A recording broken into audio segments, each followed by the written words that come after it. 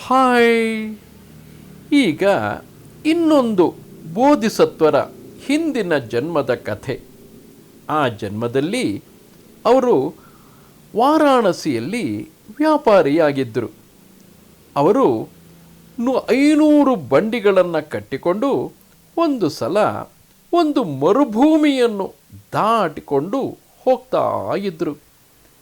ಆಗ ಗೊತ್ತಲ್ಲ, ಒಂದು ಮರುಭೂಮಿನ ದಾಟ್ಕೊಂಡು ಹೋಗಬೇಕು ಅಂದರೆ ಎಷ್ಟು ದಿನ ಬೇಕಾಗುತ್ತೋ ಅಷ್ಟು ದಿನಕ್ಕೆ ಬೇಕಾಗುವಷ್ಟು ಆಹಾರ, ನೀರು, ಎತ್ತುಗಳಿಗೆ ಮೇವು ಎಲ್ಲ ಸಿದ್ಧ ಮಾಡಿಕೊಂಡೇ ಹೋಗಬೇಕು. ಮರುಭೂಮಿನಲ್ಲಿ ಏನು ಸಿಗುತ್ತೆ? ತಿನ್ನೋದಕ್ಕಿರಲಿ, ಕುಡಿಯೋಕ್ಕೂ ಏನೂ ಸಿಗೋಲ್ಲ. ಎತ್ತುಗಳಿಗೆ ಮೇವಂತೂ ಸಿಗೋದೇ ಇಲ್ಲ. ಅದಕ್ಕೆ ಅವರು ಎಲ್ಲ ಸಿದ್ಧ ಮಾಡಿಕೊಂಡು ಹೊರಟಿದ್ರು. ಮರುಭೂಮಿ ಅಂದಮೇಲೆ ಹಗಲೊತ್ತಲ್ಲಿ ನಡೆಯೋಕ್ಕಾಗತ್ತಾ? ತಲೆ ಮೇಲೆ ಸುಡೋವಂಥ ಬಿಸಿಲು, ಕಾಲ ಕೆಳಗೆ ಮರಳು ಕಾದು ಕಾಲಿಗೆ ಬರೆ ಹಾಕತ್ತೆ. ಅದಕ್ಕೆ ಆ ಕಾಲದಲ್ಲಿ ಏನು ಮಾಡೋರು ಅಂದರೆ, ಹಗಲೆಲ್ಲ ತಮ್ಮ ಬಂಡಿನ ಒಂದು ಕಡೆ ನಿಲ್ಲಿಸ್ಬಿಟ್ಟು ಮೇಲ್ಗಡೆ ಎಲ್ಲ ಚಪ್ರದ ಥರ ಕಟ್ಟಿ ಆ ಬಂಡಿ ಕೆಳಗಡೆ ನೆರಳಲ್ಲಿ ಮಲ್ಕೋತಾ ಇದ್ರು.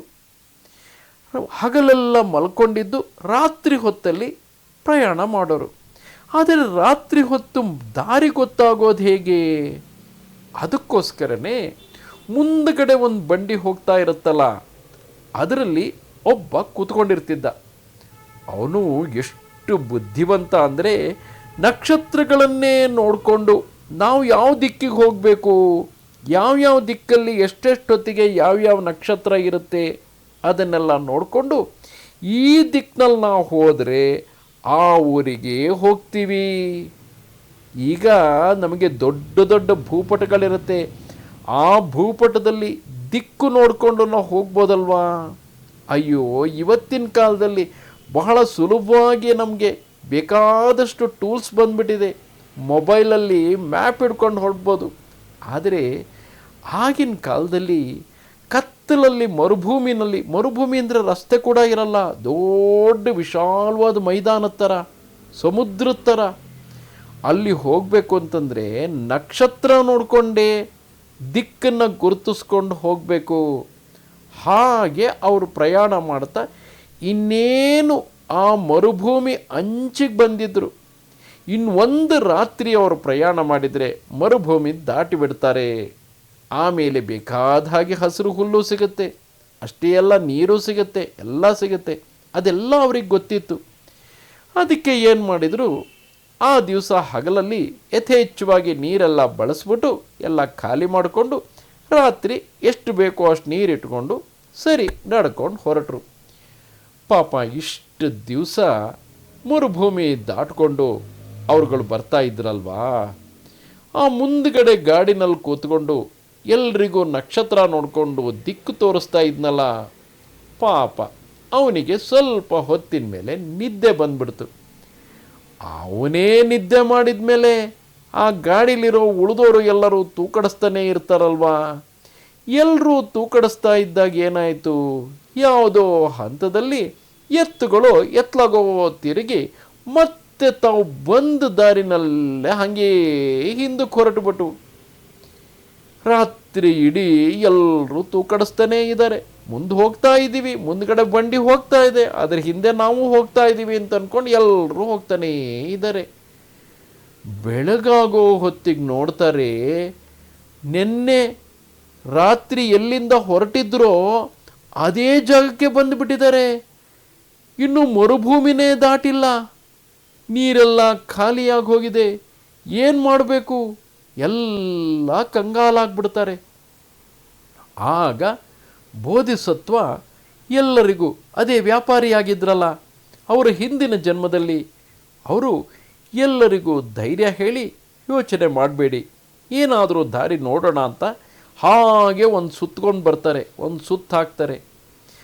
ಆಗ ಒಂದು ಕಡೆ ಸ್ವಲ್ಪ ಹಸಿರು ಹುಲ್ಲು ಬೆಳೆದಿರುತ್ತೆ. ಮರುಭೂಮಿನಲ್ಲಿ ಎಲ್ಲಾದರೂ ಹಸಿರಿರೋದಕ್ಕೆ ಸಾಧ್ಯನಾ? ಸಾಧ್ಯ. ಯಾವಾಗ ಅಂದರೆ ಆ ಹಸಿರು ಹುಲ್ಲು ಎಲ್ಲಿತ್ತೋ, ಆ ಹಸಿರು ಗಿಡ ಏನಾದರೂ ಇದ್ದರೆ ಅದರ ಕೆಳಗಡೆ ಆಳದಲ್ಲೆಲ್ಲೋ ನೀರಿರಲೇಬೇಕು. ಗಿಡ ಬೇರು ಬಿಟ್ಟುಕೊಂಡು ಅಷ್ಟು ಆಳಕ್ಕೆ ಹೋಗಿ ಅಲ್ಲಿಂದ ನೀರು ಎಳ್ಕೋತಾ ಇರಬೇಕು. ಇಲ್ಲದೆ ಹೋದರೆ ಹಸಿರಾದ ಗಿಡ ಮರುಭೂಮಿನಲ್ಲಿರೋದಕ್ಕೆ ಹೇಗೆ ಸಾಧ್ಯ?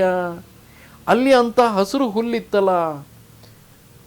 ಇವರು ವ್ಯಾಪಾರಿ ಎಲ್ಲರನ್ನೂ ಅಲ್ಲಿ ಕರ್ಕೊಂಡು ಹೋಗಿ ಅಲ್ಲಿ ನೆಲ ಅಗಿಸ್ತಾರೆ. ಅಗಿತಾ ಅಗಿತಾ ಒಂದು ಬಂಡೆ ಸಿಗುತ್ತೆ. ಇನ್ನು ಮರಳೋ ಮಣ್ಣೋ ಇದ್ದಾಗ ಹೆಂಗೋ ನೆಲನ ಅಗಿಬೋದು, ಬಂಡೆನೇ ಸಿಕ್ಬಿಟ್ರೆ ಹೆಂಗೆ ಅಗಿಯೋದು? ಪಾಪ ಎಲ್ಲರೂ ಹತಾಶರಾಗ್ಬಿಡ್ತಾರೆ. ಎಲ್ರಿಗೂ ಬೇಜಾರಾಗ್ಬಿಡುತ್ತೆ. ಅಯ್ಯೋ, ನಮಗೆ ನೀರು ಸಿಗಲಿಲ್ಲ, ನಾವಿನ್ನು ಸಂಜೆ ಆಗೋ ತನಕ ಸತ್ತೋಗ್ಬಿಡ್ತೀವಿ ಅಂತ ಹೆದರ್ಕೊಂಡು ಎಲ್ಲ ಕೊನೆಗೆ ಹೋಗಿ ಕೂತ್ಕೊಂಡ್ರು. ಆದರೆ ಬೋಧಿಸತ್ವರು ಹಿಂದಿನ ಜನ್ಮದಲ್ಲಿ ಅವರು ವ್ಯಾಪಾರಿಯಾಗಿದ್ರಲ್ಲ, ಅವರಿಗೊಬ್ಬ ಕಿರಿಯ ಸೇವಕ ಇದ್ದ. ಅವನೊಳ್ಳೆ ಗಟ್ಟಿಮುಟ್ಟಾಗಿದ್ದ, ಚಿಕ್ಕ ವಯಸ್ಸು. ಅವನನ್ನು ಕರೆದು, ನೀನೊಂದು ಮಾಡು, ಆ ಸುತ್ತಿಗೆನ ತಗೊಂಡು ಹೋಗಿ ನಿರಂತರವಾಗಿ ಆ ಬಂಡೆ ಮೇಲೆ ಹೊಡಿ. ಯಾಕಂದರೆ ಅದಕ್ಕೆ ಮುಂಚೆ ಅವರು ಆ ಬಂಡೆಗೆ ಕಿವಿ ಕೊಟ್ಟು ಕೇಳಿದರು. ಆ ಬಂಡೆ ಕೆಳಗಡೆ ಏನೋ ನೀರಿರೋ ಶಬ್ದ ಅವರಿಗೆ ಕೇಳಿಸಿತ್ತು. ಅದಕ್ಕೆ ಆ ಬಂಡೆಗೆ ಚೆನ್ನಾಗಿ ಸುತ್ತಿಗೆಯಿಂದ ಹೊಡಿ, ಚೆನ್ನಾಗಿ ಹೊಡಿ. ನೀನು ಹೊಡೆದೆ ಅಂತಂದರೆ, ಆ ಬಂಡೆ ಒಡೆದೋಯ್ತು ಅಂತಂದರೆ ಖಂಡಿತ ನಮಗೆ ನೀರು ಸಿಗುತ್ತೆ ಅಂತ ಧೈರ್ಯ ಹೇಳಿ ಕಳಿಸ್ತಾರೆ. ಆ ಸೇವಕಂಗೂ ಇವರನ್ನು ಕಂಡುಬಿಟ್ರೆ ತುಂಬ ಪ್ರೀತಿ. ಇವರು ಹೇಳಿದರು ಅಂದಮೇಲೆ ಅದಿರಲೇಬೇಕು ಅಂತ ಹೇಳಿ ಛಲದಿಂದ ಎಲ್ಲರೂ ಬೇಡ ಅಂದ್ರೂ ತಾನು ಹೋಗಿ ಸುತ್ತಿಗೆಯಿಂದ ಪಟ ಪಟ ಪಟ ಬಂಡೆ ಮೇಲೆ ಪದೇ ಪದೇ ಹೊಡಿತಾನೆ. ಒಂದು 50 ಏಟು ಹಾಕೋ ಹೊತ್ತಿಗೆ ಆ ಬಂಡೆ ಒಂದು ಕಡೆ ಸೀಳ್ಬಿಡುತ್ತೆ. ಮತ್ತೊಂದು 10 ಏಟು ಹಾಕೋ ಹೊತ್ತಿಗೆ ಬಂಡೆ ಒಡೆದು ಕೆಳಗಡೆ ನೀರಿನ ಪ್ರವಾಹ ಮೇಲೆ ಚಿಮ್ಮಿ ಬರುತ್ತೆ. ಒಂದು ರಾಶಿ ನೀರು ಬಂದ್ಬಿಡುತ್ತೆ. ಆಗ ಎಲ್ರಿಗೂ ಖುಷಿಯಾಗದೇ ಇರುತ್ತಾ? ಎತ್ತುಗಳಿಗೂ ಖುಷಿಯಾಗತ್ತೆ, ಮನುಷ್ಯರಿಗೂ ಖುಷಿಯಾಗತ್ತೆ. ಎಲ್ಲರೂ ಚೆನ್ನಾಗಿ ಯಥೇಚ್ಛವಾಗಿ ನೀರು ಕುಡಿದು ಸ್ನಾನನೂ ಮಾಡಿ ಆಮೇಲೆ ಊಟ ಮಾಡಿಕೊಂಡು ಸುಧಾರಿಸ್ಕೊಂಡು ತಮ್ಮ ಬಂಡಿಗಳಲ್ಲೂ ಒಂದಷ್ಟು ನೀರು ತುಂಬಿಸ್ಕೊಂಡು ಹಾಗೆ ಅವತ್ತು ರಾತ್ರಿ ಆದಮೇಲೆ ಮುಂದಕ್ಕೆ ಪ್ರಯಾಣ ಬೆಳೆಸ್ತಾರೆ. ಈ ರೀತಿ ಒಂದೊಂದು ಸಲ ದೊಡ್ಡವರು, ಇಲ್ಲಿ ಆ ವ್ಯಾಪಾರಿ ದೊಡ್ಡವರು ಏನು ಹೇಳ್ತಾರೋ ಅದನ್ನು ನಾವು ಬಿಡದೆ ಪಾಲಿಸಬೇಕಲ್ವಾ? ಅಯ್ಯೋ, ಅದನ್ನು ಮಾಡಿದರೆ ಆಗೋದಿಲ್ಲ, ಅದು ಆಗು ಬರೋದಿಲ್ಲ ಅಂತೆಲ್ಲ ಹೇಳಿದರೆ ಆಗತ್ತಾ? ದೊಡ್ಡವರು ಏನಾದರೂ ಹೇಳಿದರೆ ನಮ್ಮ ಒಳ್ಳೆಯದಕ್ಕೆ ಹೇಳ್ತಾರೆ. ನಿರಂತರವಾಗಿ ಪ್ರಯತ್ನ ಮಾಡು, ಪದೇ ಪದೇ ಪ್ರಯತ್ನ ಮಾಡು. ಆ ಸೇವಕ ಒಂದು 50 ಸರಿ ಸುತ್ತಿಗೆಯಲ್ಲಿ ಹೊಡೆದ್ನಲ್ಲ, ಹಾಗೆ 100 ಸಲ ಆದರೂ ಪರವಾಗಿಲ್ಲ, ಪದೇ ಪದೇ ದೊಡ್ಡವರು ಹೇಳಿದ್ದನ್ನು ಪ್ರಯತ್ನ ಮಾಡಿದ್ದೆ ಆದರೆ ಅವರು ನಮ್ಮ ಒಳ್ಳೆಯದಕ್ಕೆ ಹೇಳ್ತಾ ಇರ್ತಾರೆ. ಆಗ ಖಂಡಿತ ನಾವು ಜಯ ಸಾಧಿಸ್ಬೋದು.